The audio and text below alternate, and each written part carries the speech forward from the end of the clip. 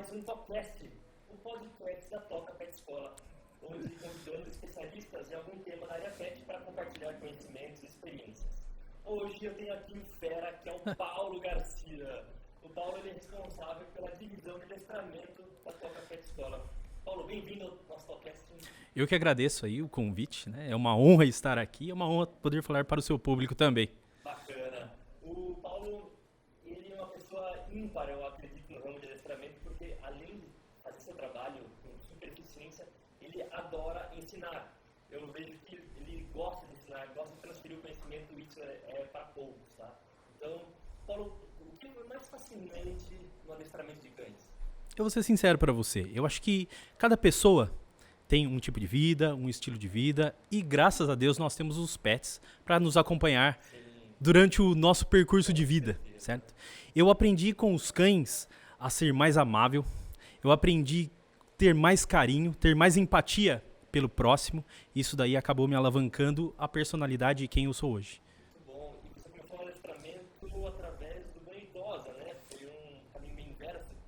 Na verdade, tentar ser o mais sucinto possível, eu comecei em 2002 fazendo passeios, e eu quero agradecer aos meus amigos e parentes que me deram essa oportunidade. Eu passeava com o cachorro do pessoal. Nós vemos hoje em dia, e de um tempo para cá, sempre, né, naqueles filmes, quando tem aquela parte em Nova York, que tem os dog walkers, que andam com um monte de cachorro, muitas vezes até com a capa de chuva, e eu falei, puxa, isso é interessante, existem pessoas que vivem desse ramo. Eu falei, bom, algo simples, consigo fazer. Na época eu tinha uma dog alemão e uma cocker spaniel, eu não conhecia nem banho tosa, nem sabia, nem imaginava o que era adestramento. Mas isso daí acabou sendo muito bom para mim, porque a cocker spaniel, basicamente, ela precisava, foi os primórdios e aonde eu aprendi o que era banho tosa, certo? E eu falei assim, mas quais os ramos dentro do mundo pet? E infelizmente, né? Infelizmente não. As pessoas elas imaginam que só tem o pet shop, o veterinário, o adestramento e não conhecem mais a fundo. Quero agradecer muito ao Mark Knoll, porque, vamos dizer assim, de certa forma, eu estava ligado a ele lá atrás, que nós tínhamos um conhecido em comum que criava os Afghan Hounds. Eu via esse conhecido dar banho nos cachorros e tosar os cachorros e secar os cachorros e nem imaginava que aquilo era banho e tosa, mas mal sabia eu que já estava próximo. Exatamente, como diz um amigo meu, o mundo é uma kitnet. É muito pequeno, basicamente a gente acaba tropeçando em alguém conhecido e graças a Deus são pessoas excelentes que hoje eu posso ter aí na minha vida. E com isso, eu com os cachorros dos amigos e parentes, tinha a dog alemão, ela era muito espevitada, normalmente são cachorros mais elétricos, são cachorros grandes, era melhor dar banho no carro, né, lavar o carro do que dar banho no cachorro.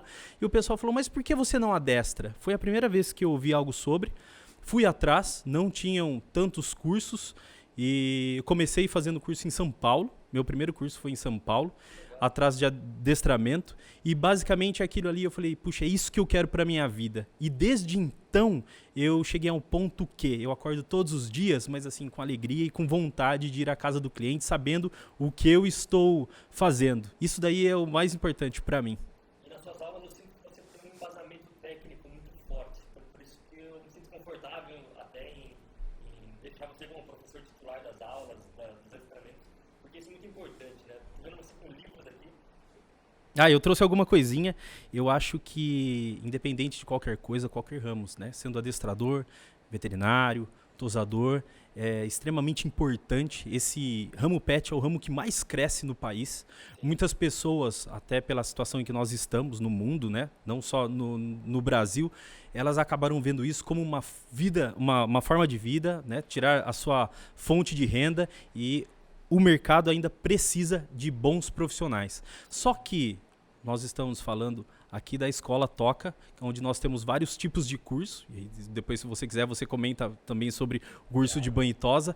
Mas é sempre importante se especializar, entender o que está fazendo. Eu sempre falo, tanto no adestramento, até mesmo pelo fato de ter feito o curso de banho e tosa, a pessoa entender o que ela está fazendo, não aprender. Porque se ela aprende, ela vai tentar replicar aquilo em outros cães. como nós não estamos trabalhando com algo exato, então assim, existe a personalidade de cada animal. E aí você entendendo, você fala, bom, ele não trabalha dessa forma, preciso arrumar uma segunda maneira de conseguir completar o meu trabalho. E eu trouxe alguns livros assim, que eu acho extremamente importante. Eu sei que é difícil as pessoas acabarem lendo, mas eu acho isso interessante. E aí vai de cada um. Seria, para onde eu mostro? Para qual câmera eu mostro?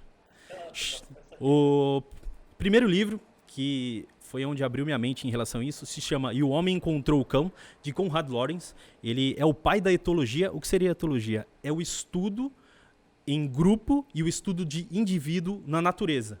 Por mais que os nossos cães venham a ser animais domésticos, é importante observar como eles agiriam na natureza. Para trazer... Exatamente. Para saber o porquê eles agem de cada forma, o porquê eles trabalham junto, em conjunto e assim por diante. Né? E tem esse O Homem Encontrou o Cão, que é uma história que conta muito sobre ele, como ele começou, ele já ganhou o prêmio Nobel sobre isso.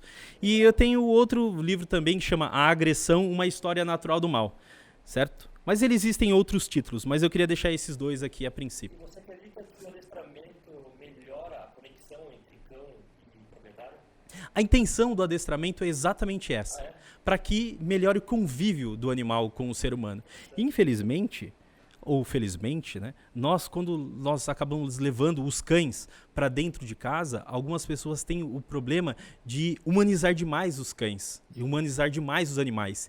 E isso acaba trazendo um problema e um atrito entre o ser humano e o animal. A partir do momento que você entende as necessidades e as prioridades do cão e acaba tratando ele como cão, eu não estou dizendo que você deva maltratá-lo, mas tratando e trabalhando em cima dos instintos dele, a convivência entre os dois vai ser aperfeiçoada, e é exatamente esse ponto que eu tento trabalhar no adestramento. Muito bacana. Pegando o gancho nisso, o que eu vejo bastante, o pessoal falando que Yorkshire dá muito trabalho. Porém, Yorkshire é um terrier.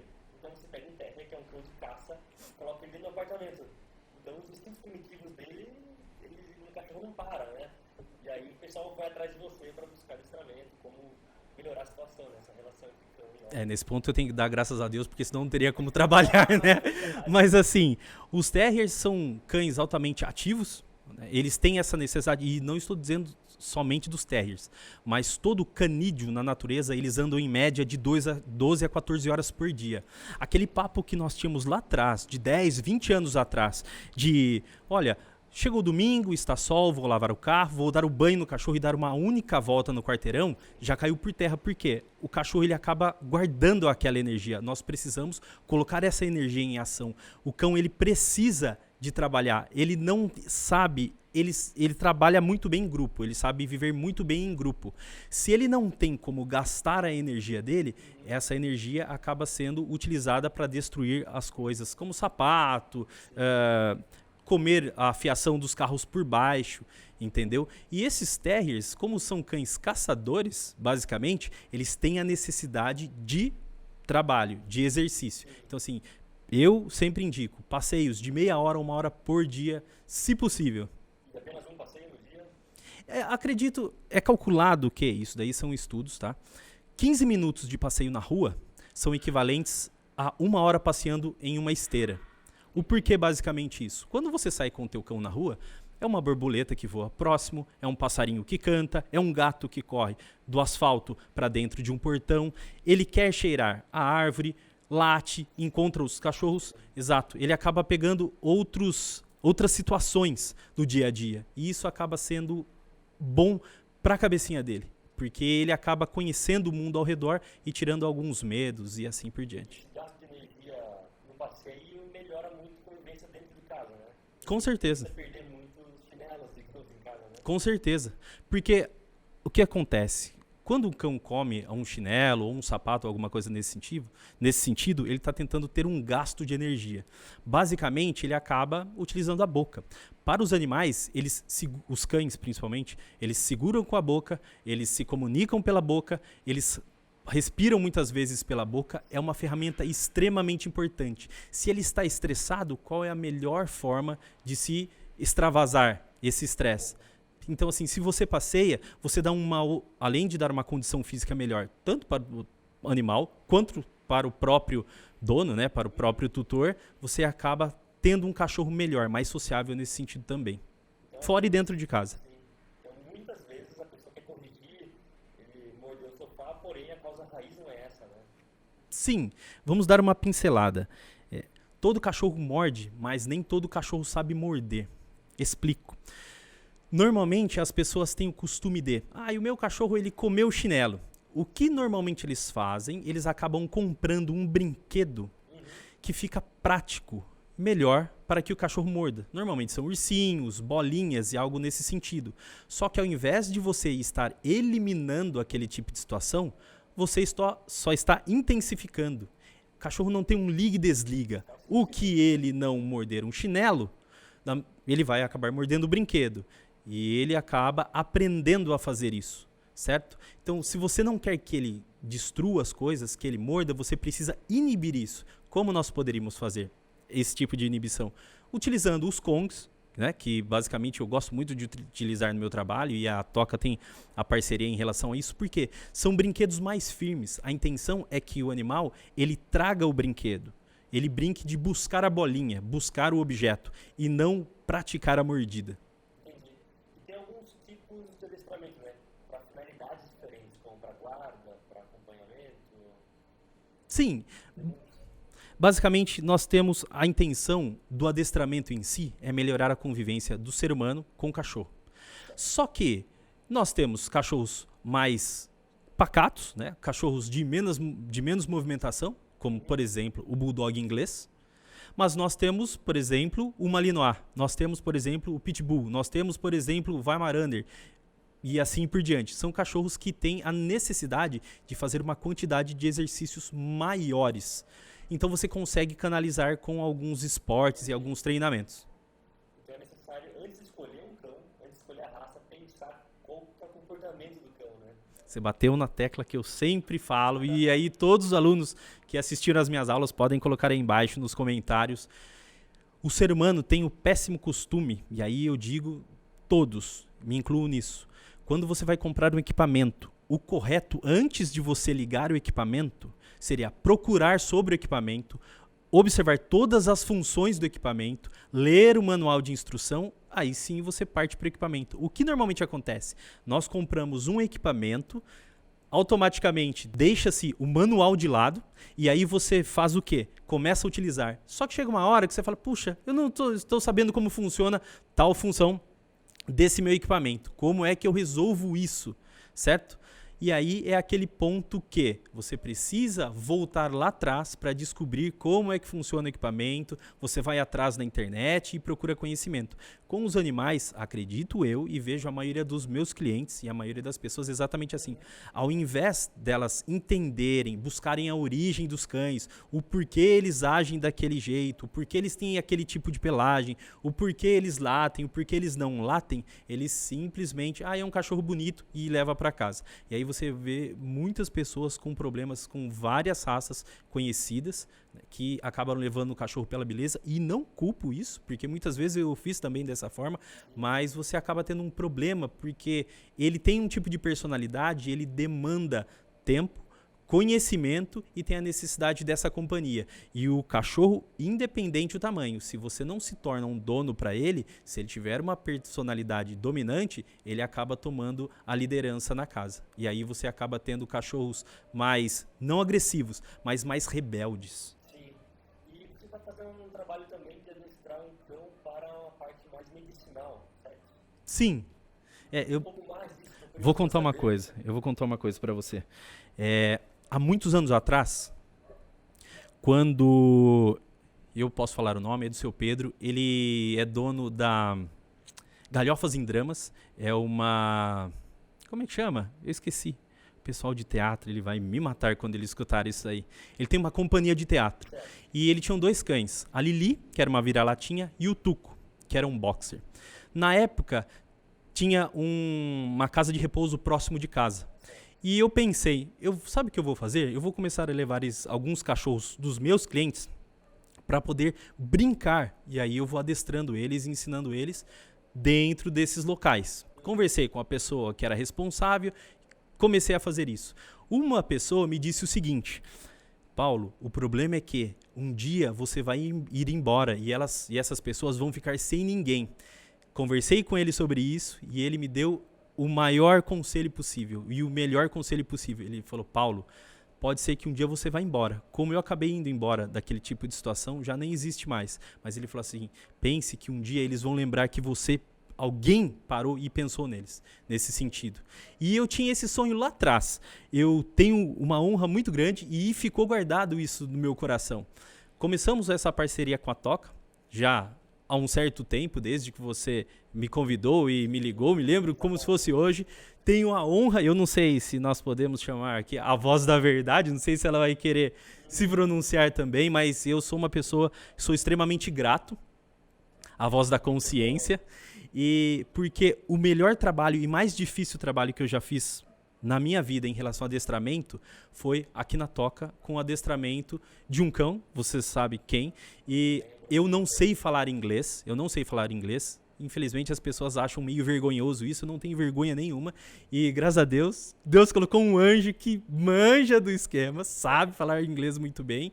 Ela passava, vamos pontuar, a cliente falava inglês e japonês, certo? E queria adestrar o cachorro. Eu, não sabendo falar inglês, precisava falar para a voz da consciência, ela traduzia para a cliente o que eu queria, a cliente fez os exercícios com o cão e, sinceramente, foi o melhor resultado que nós tivemos com clientes aqui na Toca. Isso eu bato o martelo, porque eu quero puxar a orelha dos outros alunos também, que precisa fazer a lição de casa, certo? Mas para mim foi muito bom, porque eu entendi que eu fui capaz de passar para a voz da consciência, ela absorveu o que eu queria, passou para a cliente e a cliente treinou com o cachorro. Então são várias etapas.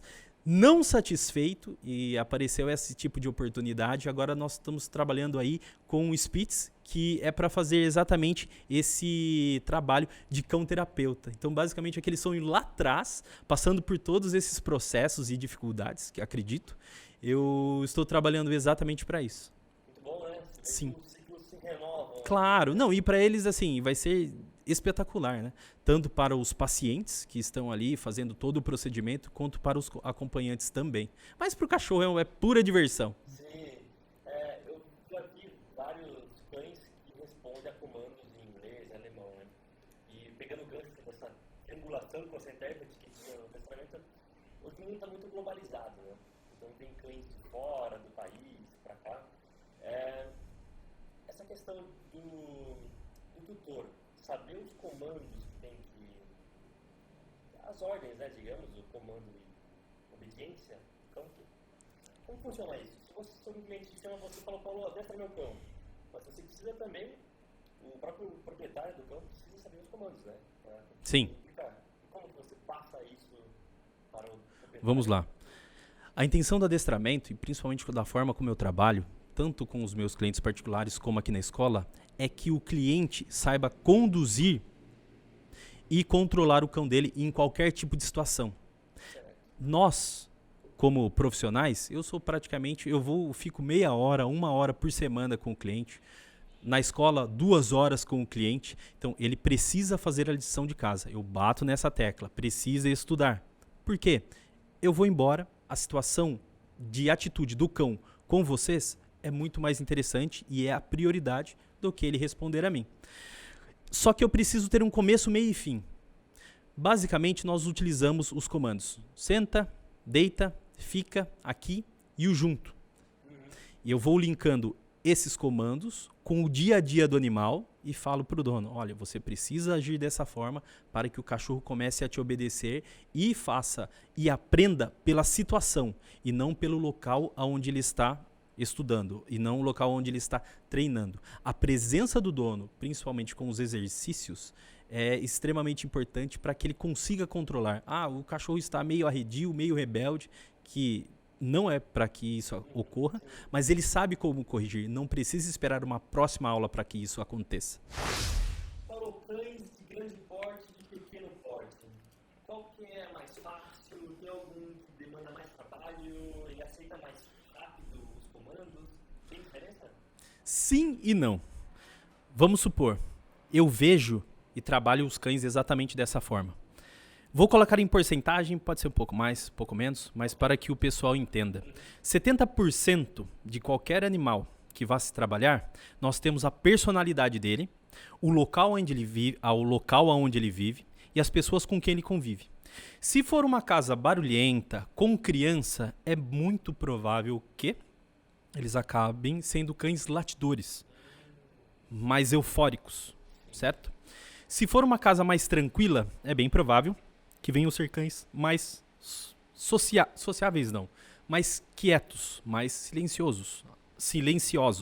Existem raças que latem mais, existem raças que acabam latindo menos, certo? Isso é a personalidade do cão. Por que eu quis dizer isso?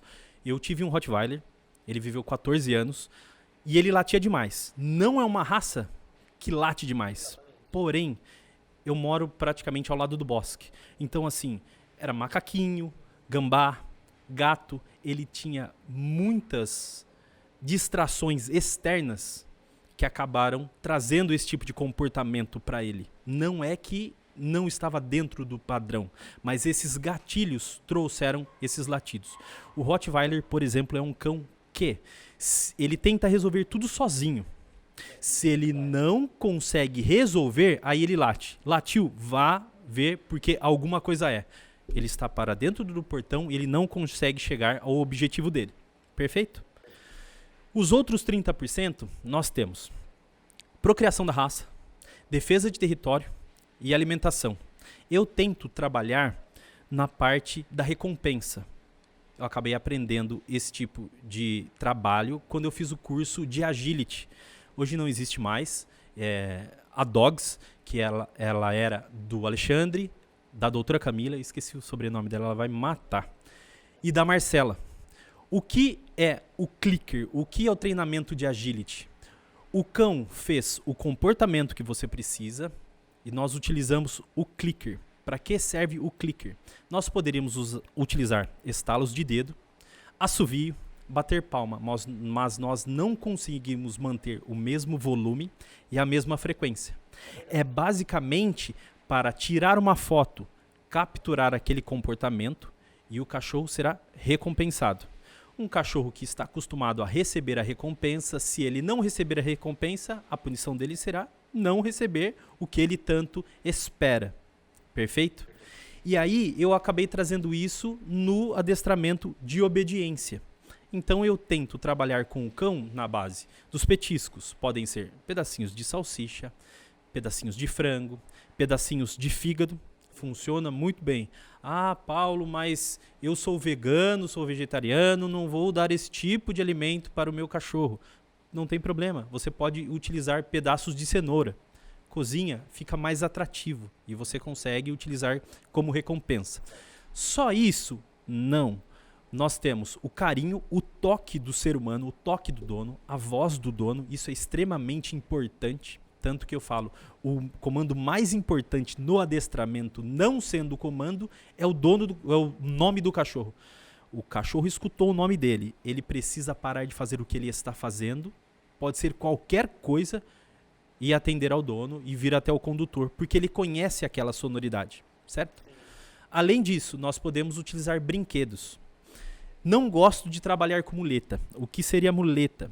Muitas pessoas, antigamente existia muito isso. Ah, o cachorro está fazendo barulho, está latindo, ou fez xixi em algum lugar. As pessoas pegavam um jornal. Muitas pessoas podem colocar até nos comentários aí se já está nesse tipo de história. Enrolava o jornal e batia na traseira do cachorro.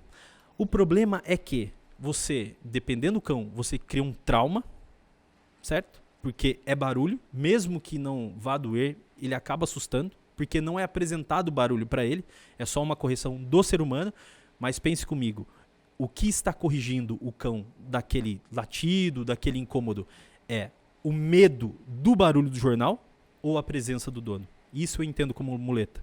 Ah, mas o cachorro está latindo muito na frente do portão. As pessoas têm o costume de arrumar uma latinha com pedrinhas, bolinha de gude, toda vez que o cachorro late, se chacoalha a latinha. Com o barulho, o cachorro respeita e para de latir. O cachorro está respeitando o barulho da latinha, a atitude da latinha ou o dono. Então, assim, esse tipo de muleta Eu não gosto. Ah, mas você utiliza petiscos para trabalhar com o cão. Entenda, petiscos, tanto como carinhos, brinquedos, eles devem funcionar como se fossem uma máquina de caça-níqueis. Tem uma moeda, coloco a moeda na máquina de caça-níquel, puxo a alavanca uma primeira vez. Não me sai absolutamente nada. Uma segunda moeda, coloco uma segunda vez, puxo a alavanca, absolutamente nada. Terceira moeda, coloco na máquina, puxo a alavanca, recebo a premiação. Não é toda vez que eu chego na máquina de caça-níqueis que eu vou receber a recompensa. Perfeito? No princípio, é extremamente importante que o cachorro tenha esse costume de escutar o clicker. Ah, mas eu não tenho dinheiro para comprar clicker, é muito difícil, o correio não chega na minha casa, ou algo nesse sentido. Lembrando que aqui na Toca nós temos os clickers, se as pessoas estiverem interessadas, certo? Você pode utilizar a caneta. Aquele barulhinho da caneta funcionaria. Exato, esse clique da caneta. Só que, com o tempo, essa molinha acaba afrouxando. Então, assim, como recurso inicial, seria importante que depois conseguisse um clicker também. Beleza? Isso daí é para custo zero. Mas para poder compensar esse tipo de trabalho. Com o tempo, nós, como a máquina, nós começamos a tirar os petiscos. Às vezes sim, às vezes não. Entra o gesto, certo? E a vocalização, até que você tira os petiscos, os gestos e continua e mantém só na vocalização. Entendi. Então, essas são algumas ferramentas, né? Algumas artimanhas aí para seguir no processo de adestramento. Sim, não existe certo ou errado. Existe o que precisa ser feito. Sim. Já eu comento isso principalmente nas aulas. É mais ou menos como. Por isso eu falo para as pessoas, independente o que se faça no mundo pet, procure se especializar. Sempre. Sempre tem alguma dica que pode fazer a diferença naquele instante para atender um cliente. Todos nós, basicamente, nós temos a internet. Nós temos alguém que nos traz essa internet, uma operadora que faz isso por nós. Se você, e isso é muito comum, perdi a internet, você tira o conversor da parede e liga o conversor na parede novamente, não funciona a internet. Liga na sua operadora de internet. O que eles dizem, normalmente passa até pelo computador, né? Pela aquela voz, pela secretária eletrônica. Exato. Não, mas isso eu já fiz, não resolveu. Chega no atendente, que é tão difícil. Ela fala assim, senhor, senhora, desligue o conversor da parede e ligue novamente. Aí você diz assim, mas isso eu já fiz e não me resolveu. Aí a pessoa, o que ela diz? Então assim, daqui em diante eu não consigo resolver para você. Eu vou fazer o seguinte, eu vou terceirizar esse serviço e chamar um técnico, certo? No adestramento é da mesma forma. Se um plano A não funciona, eu automaticamente preciso de um plano B. Por isso, como nós não trabalhamos, e aí eu falo no adestramento, no banho e tosse, no passeio, não é exato, né, mas na parte de humanas, você vai entendendo a personalidade do cachorro e as exigências com qual ele precisa. É possível adestrar um cão adulto bravo? Sim, vamos por partes. Vamos por cães adultos e aí eu passo ao ponto de bravo, perfeito? Existe a diferença de cachorros mais novos e cachorros de média idade e de mais idade, certo? Um cachorro filhote, a cabecinha dele funciona como um ser humano, é uma esponja. Tudo que está ao redor dele, todo mundo com que ele vive e com que ele convive, ele acaba absorvendo. Se bem ou mal, vai depender do que acontece. Quando o cão vai ficando adulto e vai chegando à fase de vovozinho, à fase de mais idade, eles aprendem.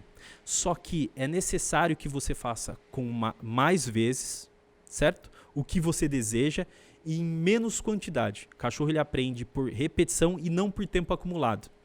E com constância. Vamos lá. Se eu pegar um cachorro, exemplo, quero que ele sente. Pego o cachorro, abro o portão, saí para fora do portão. Não deu 15 segundos. O cachorro sentou do jeito que eu queria. Perfeito. Posso terminar o treinamento exatamente ali. Nossa, mas não deu 20 segundos de treinamento. Mas ele fez exatamente o que eu queria. Se eu for fazer o cachorro sentar e treinar ele 2, 3, 4 horas, primeiro, ele vai começar a ficar muito cansado. e às vezes irritadiço. Só que o treinamento é como um jogador de pôquer.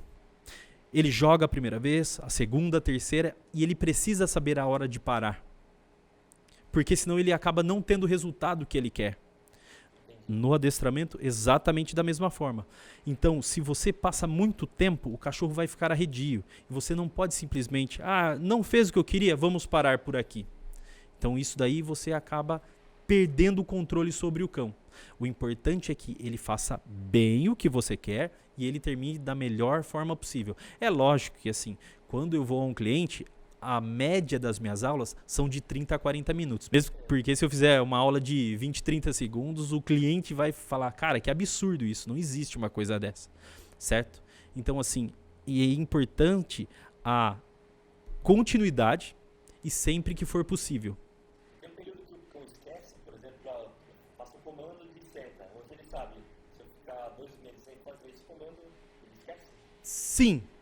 Ele acaba não precisando daquele tipo de estímulo e ele acaba não fazendo mais. Mas se você treinar novamente, isso novamente acaba a acontecer. Ele volta aos comandos. Aí vem aquele ponto que você disse sobre a inteligência do animal. Os animais e os canídeos, os cães, eles não têm uma inteligência lógica. Eles agem por instinto. Essa lista está na quantidade de vezes, e normalmente é medido, né, se conta até uma quinta vez que você tenta fazer um comando ou uma ação e ele acaba respondendo e aprendendo. É exatamente isso. Porém, existem os cães que não são rebeldes, mas eles testam demais. Poodle, sim, e o treino. O Poodle é um cão adora testar. Como exemplo do senta, normalmente eu coloco o cão sentado ao meu lado esquerdo, certo? Só que, com o tempo, ele fala assim, vamos fazer o seguinte, eu vou sentar um pouco mais inclinado para o lado de fora, ou prestar atenção, ou estar meio metro de distância. Isso é um teste. Se o condutor não corrigir isso, o que normalmente acontece? O cachorro começa a fazer esses tipos de testes, fala, bom, ele não vai corrigir mesmo, então deixa agir do jeito que eu preciso. E aí você precisa ponderar o que é cansaço e o que é teste dos cães. Se eu não me engano, é o terceiro. Mas aí tem um porém, que vocês entrevistaram o Sérgio Villasanti, que assim, é uma autoridade. Eu nunca tinha visto e não conhecia o Poodle gigante. Na realidade, aqueles são os reais Poodles. Esses Poodles menores que nós temos não têm as características, nós chamamos de Poodles, mas para o que ele foi criado. Porque basicamente o tipo de tosa e aquele tamanho. Os poodles gigantes não são cães que ficam latindo. Não são cães latidores. Eles eram utilizados na Alemanha para caçarem as trufas. E trufas não é aquela trufa de chocolate que todo mundo adora. Eu antigamente, quando alguém falava trufa, eu falava, mas que é isso daí? É uma fruta, é extremamente caro, se eu não me engano. Hoje em dia existem algumas pessoas, alguns caçadores de trufas que ainda utilizam esse método para capturar, né, para colher essas trufas, mas eles precisam ter autorização e elas ficam ao redor dos lagos. Como tem muita lama, muita água, os poodles têm essa características de serem mais pernaltas e altos, porque eles andavam ali e eles não afundavam. E ele tem uma característica de pegar essa trufa e eles precisavam delas inteiras para terem valor. Eles não destruíam. Então, assim, eles pegavam aquelas trufas, mas com cuidado. Faz sentido que o focinho do poodle é alongado também. A proporção do crânio dele, o focinho, agora não vou saber ao certo, mas assim, sim. Mais alongado. Mas é basicamente isso daí. Só que para o ser humano foi interessante eles serem menores para poderem estar dentro de casa e assim por diante. Que também não acho errado isso. No processo de adestramento, tem algum ponto negativo para o cão? No sentido de ele não fazer mais seus instintos primitivos? Na verdade, até quando eu comentei sobre a etologia, eu tento trabalhar exatamente dessa forma. O cachorro não é para que ele vire um robô. Normalmente as pessoas falam, mas o cachorro da polícia. Vou contar uma coisa. Os cães da polícia, eles trabalham. O período de treino deles, das 8 da manhã até as 6 da tarde, e assim por diante. De segunda a segunda, se for preciso. Por isso, a obediência deles é mais exata, é mais bonito de se ver. Perfeito? Acontece que o ser humano não tem muita paciência para treinar com os cães. E isso daí acaba levando alguns instintos, vamos dizer assim, humanizados. Porque o ser humano, ele acaba trazendo o problema, e eu vejo dessa forma, trazendo o problema do cão e humanizando aquilo como se fosse uma pessoa. Mas ele simplesmente está agindo como cão. Se você consegue verificar como ele precisa agir e o porquê ele está agindo daquela forma, você consegue um controle maior. Vou dar um exemplo. Imagine uma classe independente, se for maternal, primário, faculdade, nós temos 30 alunos. Os 30 alunos têm a mesma carga horária, a mesma matéria, os mesmos professores e é aplicado exatamente as mesmas provas. Não é porque todos tiveram o mesmo tempo, o mesmo professor, o mesmo espaço de estudo e é aplicado a mesma prova que todos tiram a mesma nota.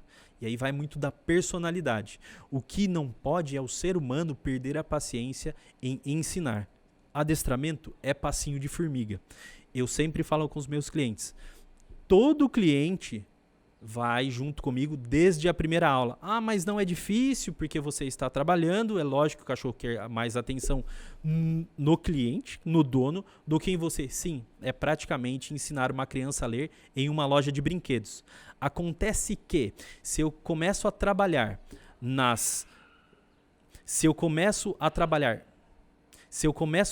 com as distrações, eu consigo ter um resultado mais exato. Porque se eu trabalhar em um lugar silencioso e sozinho, a hora de mostrar para o dono, a hora de estar fazendo o treinamento mesmo, para que o cachorro acabe agindo daquela forma, o dono vai falar, poxa, mas você está treinando há tanto tempo e o cachorro não está agindo. E aí eu falo, olha, você vai fazer a lição de casa exatamente desse jeito. E eu falo para os meus clientes, treinem com os cães. Ah, detalhe, não adianta o cliente dizer assim, eu estou treinando. O cachorro mostra se isso está acontecendo ou não. Quem conhece, bate o olho, a gente percebe isso. A evolução do adestramento do cão é totalmente proporcional ao empenho do dono. Exatamente. Também, né? Então isso não influi nos primórdios, no primitivo do animal. Ele continua sendo animal, a diferença é que ele vai ter esse coleguismo e querer estar sempre junto com o dono. Um ponto muito importante, pessoas que criam pássaros e pessoas que criam gatos, elas percebem muito mais isso porque eles têm a intenção de cuidar e ter o contato com o animal muito maior do que o dos cães. Normalmente quem tem um pássaro, um periquito, papagaio e assim por diante, cada um tem o pet que prefere, que precisa, eles querem estar com o passarinho no ombro, nos dedos, ter aquele contato o tempo todo quando estiverem juntos ao animal. Donos de gato da mesma forma. Certo? Querem estar junto com o gato em cima do sofá e assim por diante. Os cães, o pessoal esquece que animal não é bicicleta, não é televisão. Você arruma o animal, você arruma o pet, com o tempo você vai perdendo interesse e deixa ele no quintal ou dentro de casa. Você precisa ter esse contato o tempo todo com ele. Vou pontuar uma coisa que o pessoal diz, mas os cachorros que vivem no quintal acabam vivendo menos do que os cães que vivem dentro de casa. Acontece que o cachorro que está dentro de casa, que sobe em cima da cama, sobe em cima do sofá, você tem contato com ele o tempo todo, você encosta nele o tempo todo. Se aparece uma verruga ou qualquer outra coisa, um corte, você percebe meio que de imediato e você consegue resolver o tipo de problema. No quintal, se você não dar banho no seu animal, é lógico que tem alguns cães que você precisa levar para o banho-tosa, mas assim, não ter esse contato diário com ele, de escovação e esse tipo de coisa, um problema, você acaba falando, nossa, mas não estava aí ontem. E assim, já passaram 2 semanas. Do que você perguntou de cão bravo. O que acontece? Existem clientes que têm os cães para guarda e normalmente eles ficam em empresas. São aqueles cães que você chega no portão, ele quase te come pela grade, vamos dizer assim. O cão de dentro de casa tem o contato o tempo todo com o dono. A maior arma do dono com o cão de guarda é o ciúmes. Quanto mais ciúmes o cachorro tiver do dono, menos gatilhos, menos situações eu tenho para que o cão haja em defesa do dono. E eu não estou dizendo simplesmente morder. Pode latir, pode enfrentar, pode querer escorraçar o invasor e assim por diante. O cachorro que fica no pátio, que normalmente eles escolhem um dono, mas eles têm infinitos tratadores, ele tem a companhia de outro cachorro normalmente. Ou às vezes acaba sozinho. Quando eu acabo fazendo o trabalho de adestramento ou de passeio, eles acabam entendendo o quê? Poxa, ele vem brincar comigo, ele vem passear comigo. Sempre em dias, uma vez por semana, e acaba se fazendo acaba se fazendo mais amizade com esse tipo de cão do que o cachorro de dentro de casa.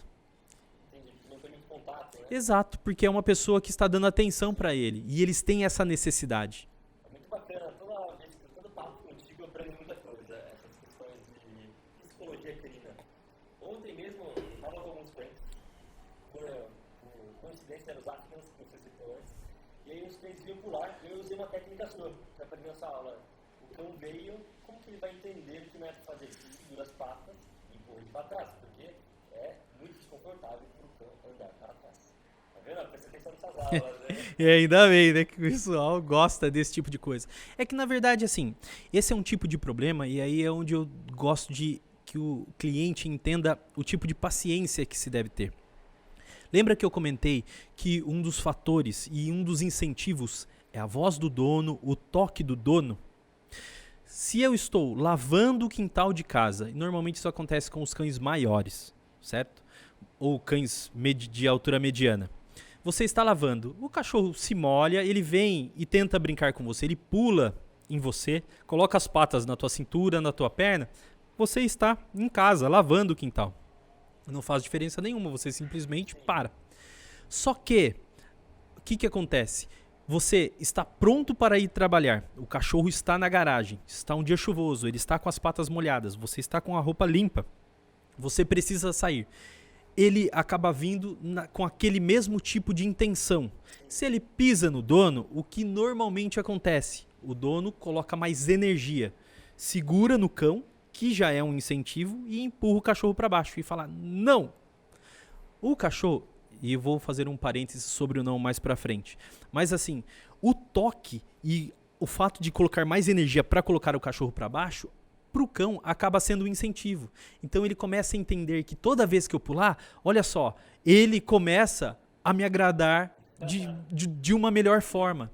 Então você acaba, ao invés de resolver o problema, você acaba trazendo um problema para isso. O que eu falo a respeito do não? Eu não gosto de usar a palavra não em adestramento e para cães.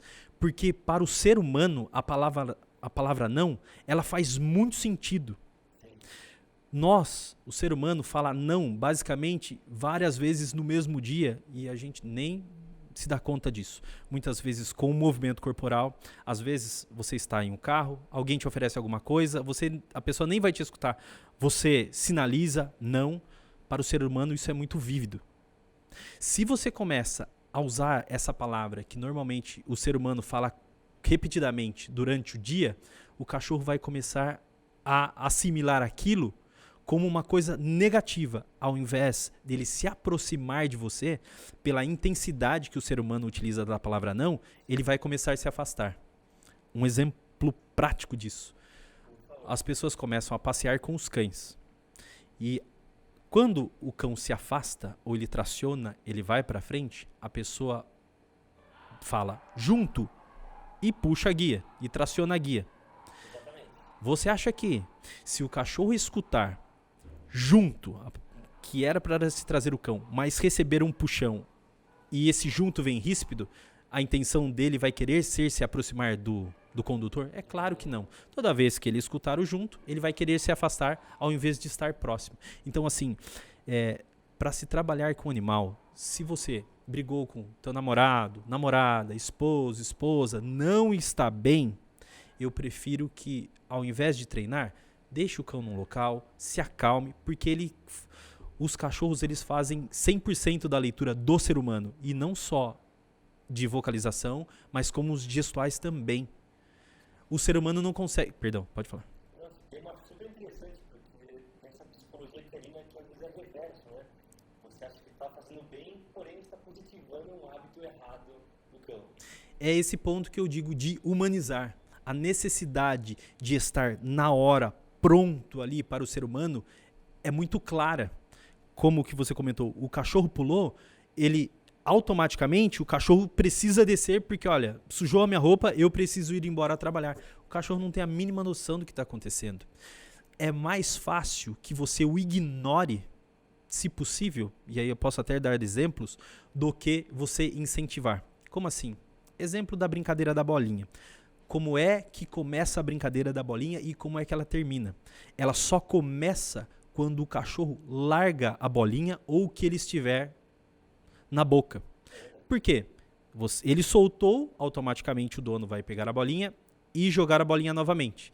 Ele vai buscar e vai trazer. Soltou, começa a brincadeira novamente. O que normalmente acaba sendo de incentivo e é comum é que o cachorro traz, a pessoa vai atrás do cão, segura, se é sendo o brinquedo ou a bolinha, o cachorro entra no tal cabo de guerra. Para o ser humano é apenas um cabo de guerra. Para o cachorro, ele está entrando em disputa com o próprio dono. E normalmente, exemplo daquilo que eu comentei, se você está brincando simplesmente, só que eu preciso ir trabalhar, solta a bolinha, solta o pano, solta o brinquedo, você foi para o teu trabalho. Na cabeça do cachorro eu venci o meu dono. Então assim, ele não tem tanta personalidade e característica para continuar sendo dono. Nesse mesmo motivo de brincadeira, o cachorro vem e traz a bolinha. Muitas vezes você não consegue chegar perto. Por quê? Ele acaba querendo trazer a brincadeira do corre atrás de mim. Ele está segurando o objeto, ele agacha e é mais ou menos assim. Ele quer que você vá tirar isso da boca dele. Aí você vai atrás, aí ele corre de um ponto ao outro e fica naquela brincadeira de meia-lua, não deixando que você pegue o brinquedo. Então assim, ele trouxe para o outro tipo de brincadeira, não sendo a brincadeira da bolinha. Como é que... Exatamente. E aí ele está basicamente liderando a brincadeira. Como eu gosto de trabalhar dessa forma. Você joga o brinquedo, lembre-se, tudo é paciência, não é uma, não é duas, não é três e assim por diante. Você joga, ele trouxe o objeto até você, ele quer que você pegue ou quer entrar em cabo de guerra, ignore o cachorro, vire de costas. Por quê? Até que basicamente ele vai procurar os teus olhos, ele vai contornar você para que você veja, olha, eu quero brincar. E isso acaba acontecendo várias e várias vezes, até que ele começa a entender que tá ficando bem desinteressante isso.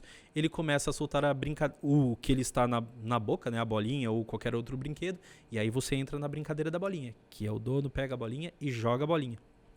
Para que ele aprenda que toda vez que ele soltar o que ele estiver na boca, ele recebe o brinquedo.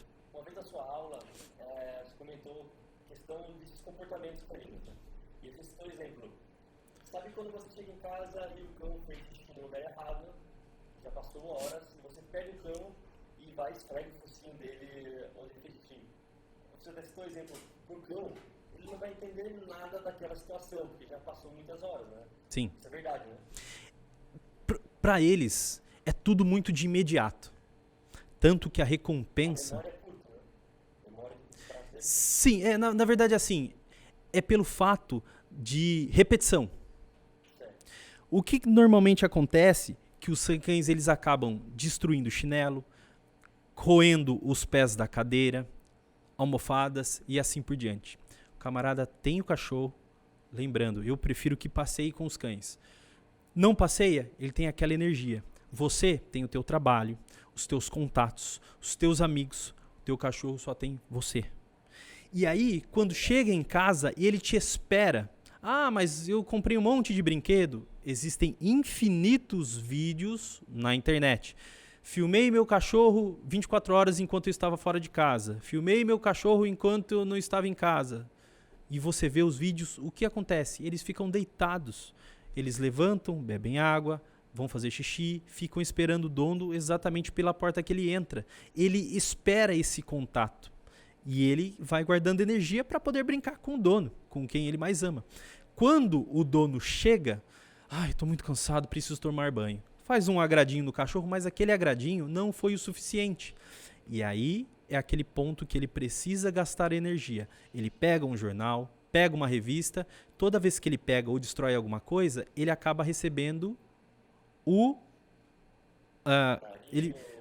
ele recebe a repreensão, né? Mas ele acaba recebendo o contato do dono, porque chamou a atenção do dono. Ó, não morde esse sapato, não morde esse chinelo. E foi a maneira como ele conseguiu chamar a atenção do dono. E ao invés de resolver o tipo de problema, ele começa a aprender que toda vez que ele destrói alguma coisa, ele tem a atenção do dono.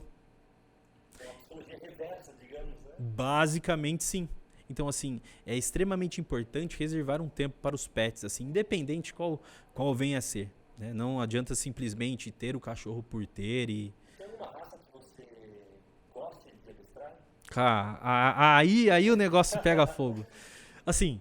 Top 3, vai. Ah, meu Deus do céu, não, é injusto. Mas vamos lá. E aí eu posso falar um pouquinho das pessoas com quem eu já trabalhei. O cachorro que eu mais me apaixonei foi o pastor de Malinois, o pastor belga. Na verdade, são 4 variações. Ele é o cachorro que é utilizado pela polícia no mundo inteiro.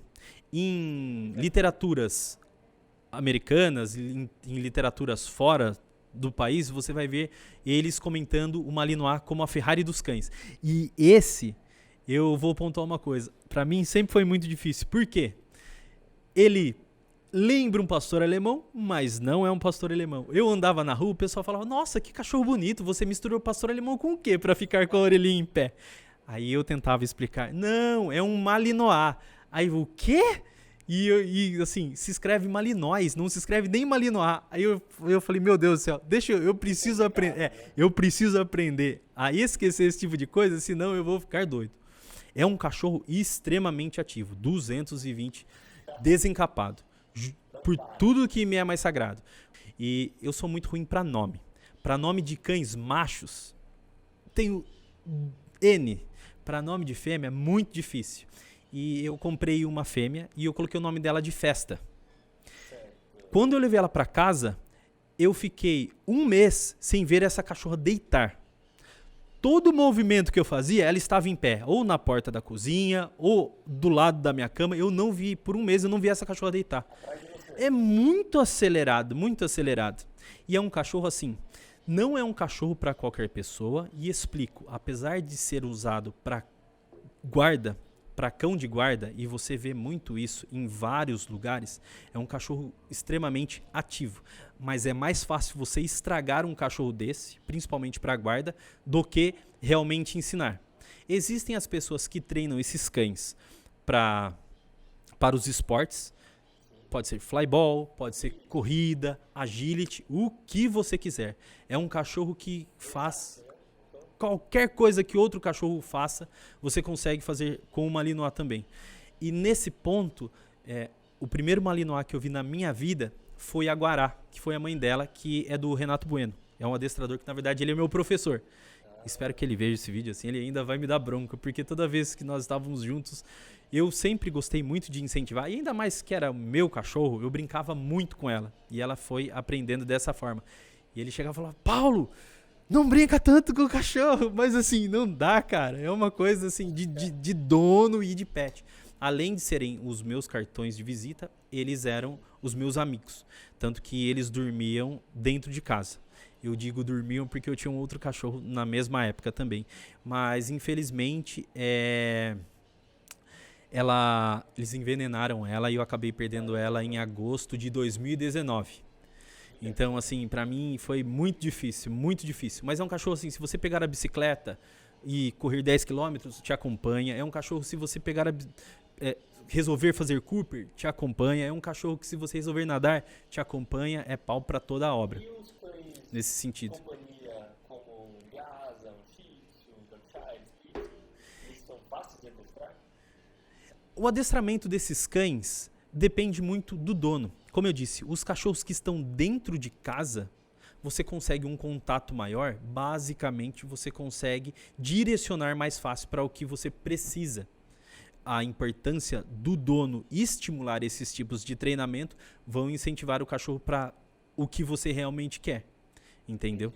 nesse sentido. Desse tipo de cachorro eu nunca tive de cachorros menores, a não ser hoje, claro, eu tenho um poodle, que na verdade é da minha mãe, ele tem, já é um senhorzinho de idade, ele tem 15 anos, mas eu nunca ensinei absolutamente nada para ele. O porquê? Eu acabei comprando ele lá atrás, né, em 2006, se eu não me engano, e o meu pai veio a falecer uma semana depois. E assim, os animais, se você dá carinho e amor para eles, eles são capazes de retribuir na mesma intensidade. Então assim, o que a minha mãe pensava, né, e o tempo que ela poderia estar pensando no que ocorreu com o meu pai, o cachorro ocupava o tempo dela, ocupava a vida dela. Então assim, foi muito bom para ela, né? E para ele também. E assim, se ele tiver um piripaque, ela vai junto. E se ela tiver um piripaque, eu acredito que ele acabe indo junto. Sim, então assim, de cachorros menores eu nunca tive dentro de casa. A segunda raça seria o Rottweiler, como nós havíamos comentado no começo. Rottweiler é a melhor raça que eu já tive. Cara, eu vou ser sincero pra você. Então, eu não quero falar a minha idade, mas assim, eu fiquei apaixonado quando eu vi um Rottweiler pela primeira vez, naquela novela Vamp, quando passou da primeira vez. Eu falei, que cachorro é esse? Eu fiquei impressionado, eu achei lindo, lindo, lindo. E eu falei, um dia eu vou acabar tendo um cachorro desse. E foi, graças a Deus eu acabei tendo ele. E ele durou, o nome dele era Odin, ele durou 14 anos. E aí, eu preciso pontuar uma outra coisa extremamente importante. E eu tenho que agradecer a Toca. Por que eu preciso agradecer a Toca? E você sabe disso. Nas aulas que nós fazemos aqui na Toca, não estava podendo ser presencial, certo? Você se lembra? E uma das alunas, ela falou assim, eu perdi o meu cachorro e não tenho como treinar. Eu falei, e você e o Mário acabam nos dando esse tipo de liberdade para nós agirmos como nós achamos da melhor forma possível, dentro das regras da escola. E eu falei assim, vou procurar um cachorro para essa moça. Procura, para encurtar a história. Eu acabei adotando um cachorro, né, que é uma fêmea de pitbull. Passou por situações extremamente difíceis, mas, cara, é um outro... Eu acabei encontrando. Existem pessoas que o cachorro morre, antes do cachorro esfriar o corpo do cachorro, já arruma outro cachorro. Às vezes o cachorro fica doente, já arruma outro cachorro. Pra mim foi muito difícil pensar em ter outro animal. Sinceramente, eu não queria, porque me machucou muito. Quem tem animal sabe o carinho e assim o tempo gasto que nós temos para ter junto com esses cães, né? E a companhia que eles nos fazem. E foi muito difícil. E sim. E aí eu acabei encontrando, né? E eu fiquei emocionado, cara. E assim, foi muito difícil pra ela. Eu vi que, basicamente, pelo tipo de situação que ela viveu, eu tive que pegar um cachorro. Ela tem todos os comportamentos de um pitbull, do que não se precisa, mas ela tinha a necessidade de aprendizado de um filhote, porque ela não conhecia absolutamente nada. Então, assim, eu continuo trabalhando com ela, continuo me exercitando com ela, e assim, todo dia, no mínimo 5 quilômetros de passeio por dia. Cara, muitas vezes eu estava dando aula, e eu comentei isso com os alunos da Toca, eu dando aula e ela deitada na minha cama, a cachorra virou um outro cachorro, nesse sentido. Só pontuar uma coisa importante, não quero dar menos importância para nenhum dos meus cachorros, mas cada um teve a sua função na minha vida. E esse Rottweiler, eu acabei comprando ele na mesma época do Poodle, foi quando meu pai faleceu. Para mim foi muito difícil, né? Até pela situação que nós passamos. Ele ficou internado na Unicamp. Para quem não conhece aqui, cidade de Campinas, né, nós temos o Hospital Unicamp.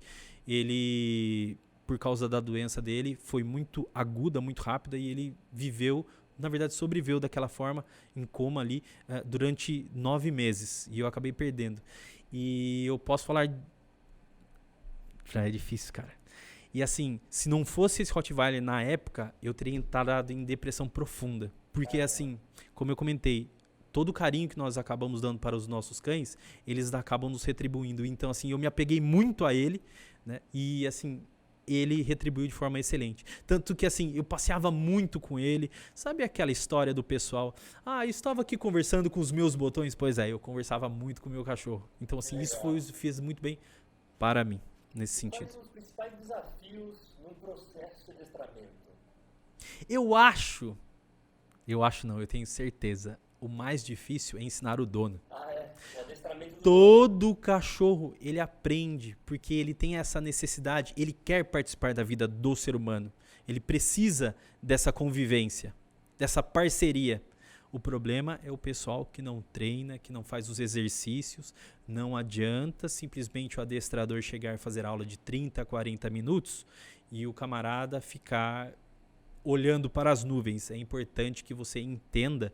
E eu sou uma pessoa assim extremamente paciente. Perguntem de novo, 1000 vezes, eu falo, repito, porque eu quero que o cliente entenda o porquê aquilo está acontecendo, para que a convivência do cão resolva o dia a dia da vidinha dele dentro do convívio dele, né? Das pessoas com quem ele convive, dos outros animais com quem ele convive, entendeu? Um caso bacana. Pega os exemplos da sua aula. Tá? Claro, pode falar.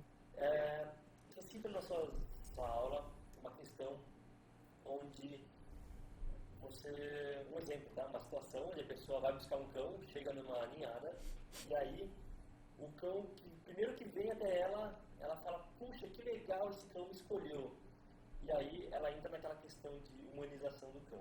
Ela fala, o cão me escolheu. Ele pulou em mim, veio me cheirar e tal. Mas, no entanto, aquele é o cachorro mais espoleta, mais irritado, mais enérgico da ninhada, e você escolheu ele.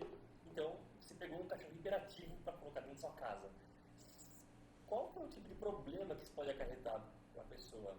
Vamos lá. É exatamente isso daí.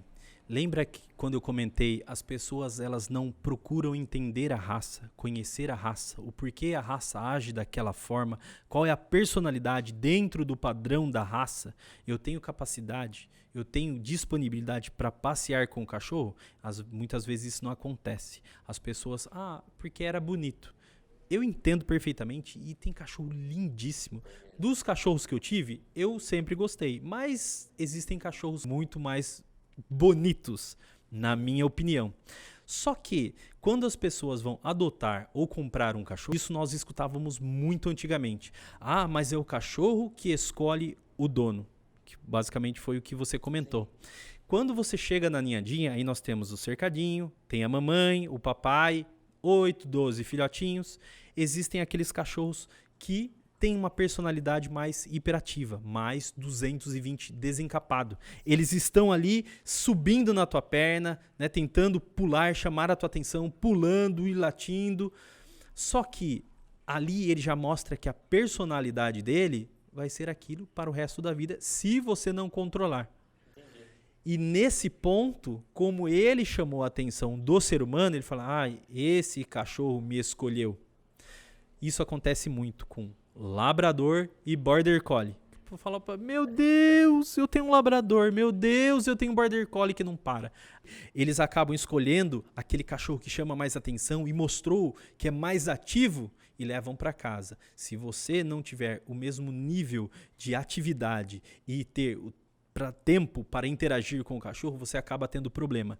Eu gosto de aconselhar a pessoa primeiro ponto, não vá uma única vez. Vá 1, 2, 3, quantas vezes você puder. Eu sei que quando a gente quer escolher um animal, é meio que de imediato. Eu quero ir para buscar e trazer para casa. Por que eu digo isso?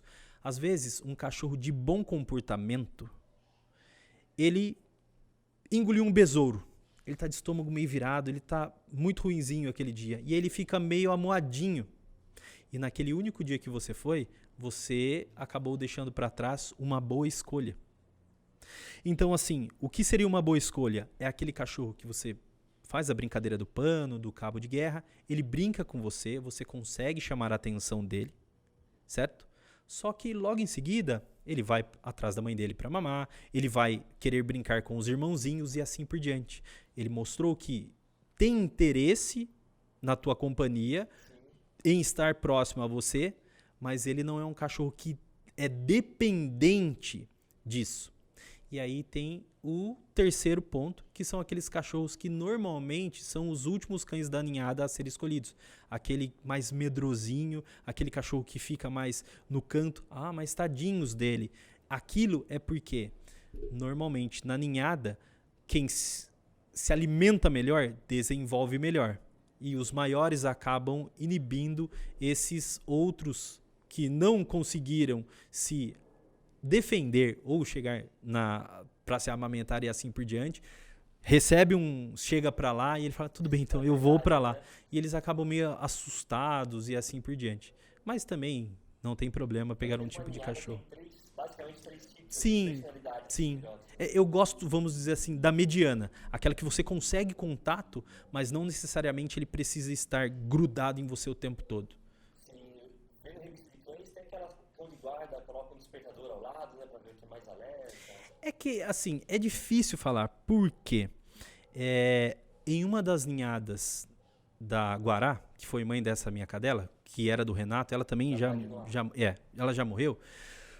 Os cães que são treinados para guarda, quando eles nascem, eles já são separados, eles não ficam juntos.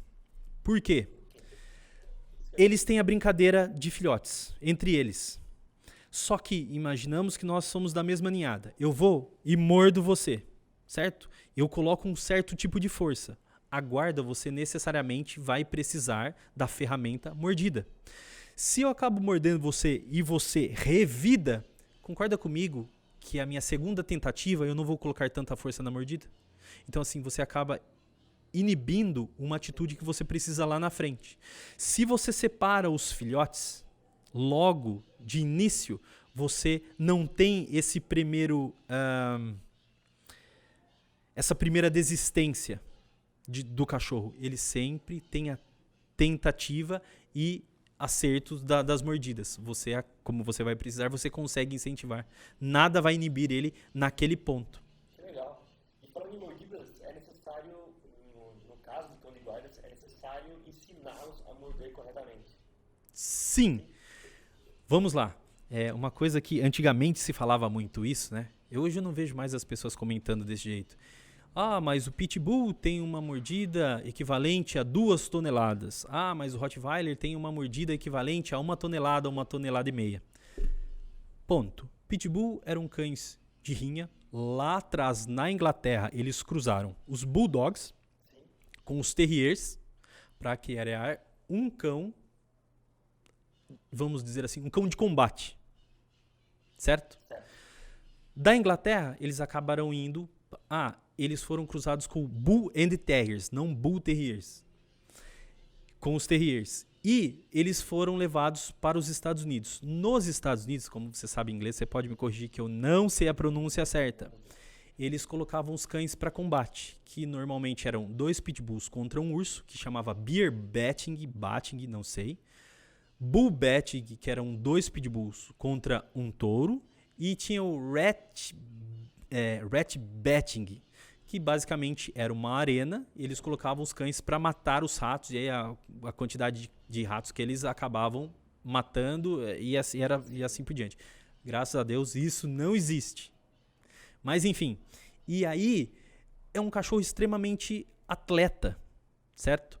O que acontece muito é que, qual é o significado do pitbull? Pit é de vala, né, de buraco, então assim, eles foram criados para isso. É daí que veio a personalidade deles.